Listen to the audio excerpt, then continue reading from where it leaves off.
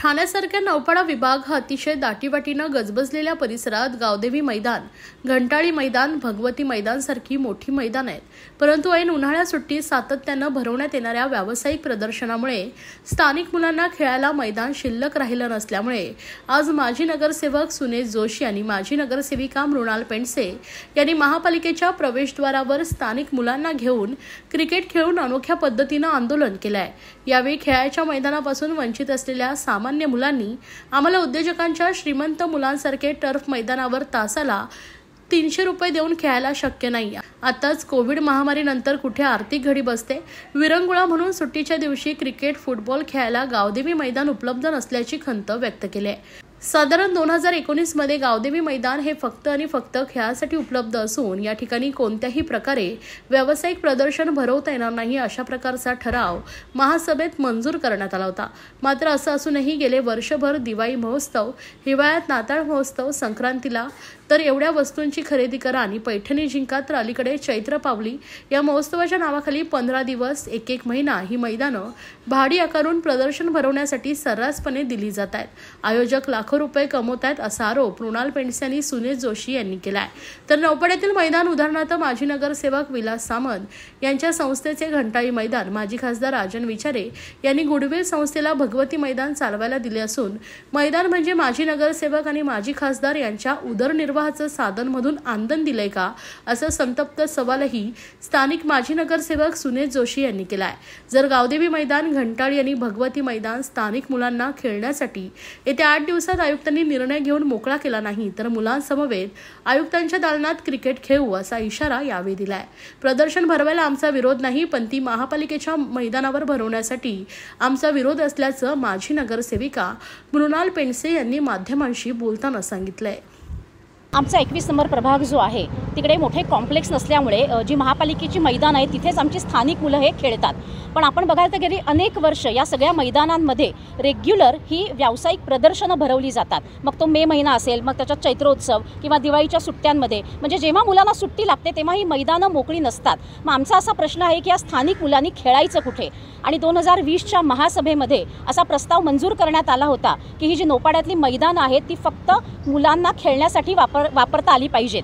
आणि एखादी सामाजिक चळवळ असेल, जसं आंबा महोत्सव असेल किंवा बचत गटांसाठी काही इव्हेंट असतील किंवा रांगोळी प्रदर्शन असेल, असं काही ठराविक सामाजिक उपक्रमांसाठी जरी मैदानं दिलीत तर त्याला आमची काही हरकत नाही आहे. पण हे जे व्यावसायिक प्रदर्शनं भरवतात ते आयोजक या मैदानांमध्ये 15-15 दिवस एक महिना प्रदर्शनं भरवून लाखो रुपये कमाई करतात.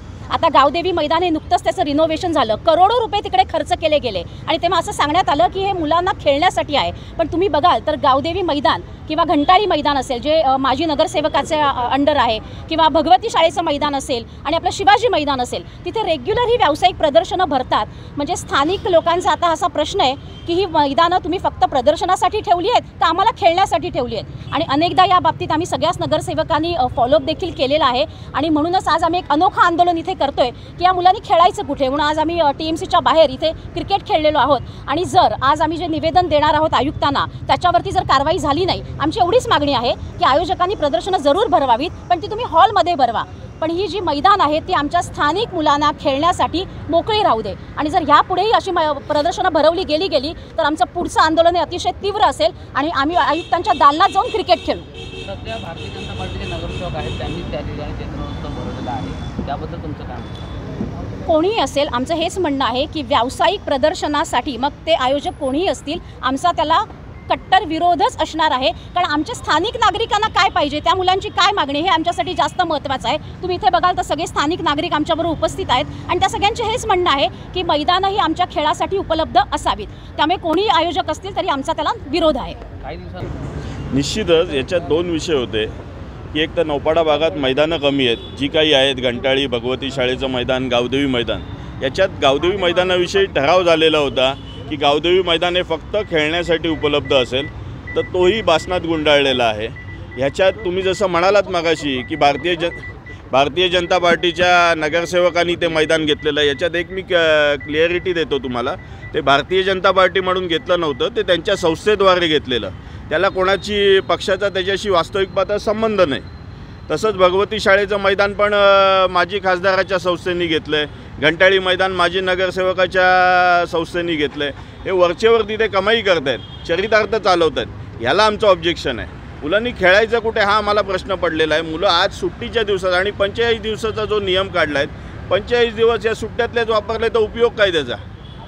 त्यामुळे कुठेतरी जो ठराव केला जातो आहे की या सुट्ट्यांच्या कालावधीत म्हणजे उन्हाळी सुट्टी असेल किंवा हिवाळी सुट्टी याच्यात मैदान हे फक्त मुलांना खेळण्यासाठीच उपलब्ध झालं पाहिजे, ही आमची या निमित्ताने विनंती आहे.